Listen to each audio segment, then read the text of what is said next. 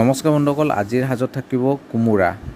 আপোনালোকৰ ফালে কি বুলি কয় পাচলিবিধক জনাবচোন। এইটো আমাৰ ফালে কোমোৰা বুলি কয় দক্ষিণ কামৰূপৰ ভাষাত। আৰু এনেদৰে মই কাটি লৈছোঁ আৰু কোমোৰাৰে মই খাৰ বনাম বুলি ভাবিছোঁ। কোমোৰাৰ লগত আৰু কি দিওঁ কৈ আছোঁ। এয়া হৈছে কচু। আমাৰ ফালে এয়া কচু মানে ভোগ কচু বুলি কয়। আপোনালোকৰ ফালে কি কয় আপোনালোকে কমেণ্টত জনাব। ঠাইভেদে বেলেগ বেলেগ নাম থাকিবও পাৰে, হয়নে নহয়।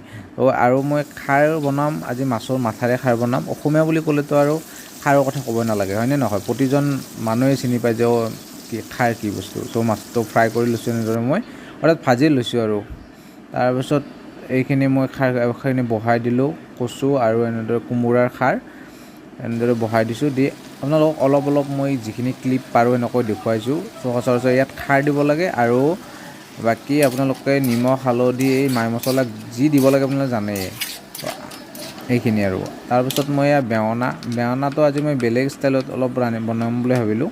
ত' সদায়তো খাই থাকোঁ, এইটো সৰুকৈ কাটি লৈছোঁ আৰু সৰুকৈ কাটি লৈ মই অলপ বেলেগ ষ্টাইল বনালোঁ। চ' খাই কিন্তু ভাল লাগিছে। আপোনালোকেও এইটো ট্ৰাই কৰি চাব পাৰে এবাৰ। চ' সৰুকৈ এনেকৈ। আৰু মই এয়া মাছেৰে টেঙাৰ আঞ্জা বনাইছোঁ। টেঙাৰ আঞ্জা মানে আপোনাৰ থৈকাৰা আঞ্জা।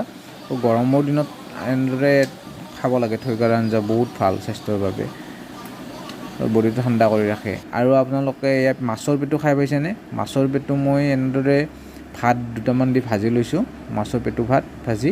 আৰু এয়া শেষত মোৰ থালিখন।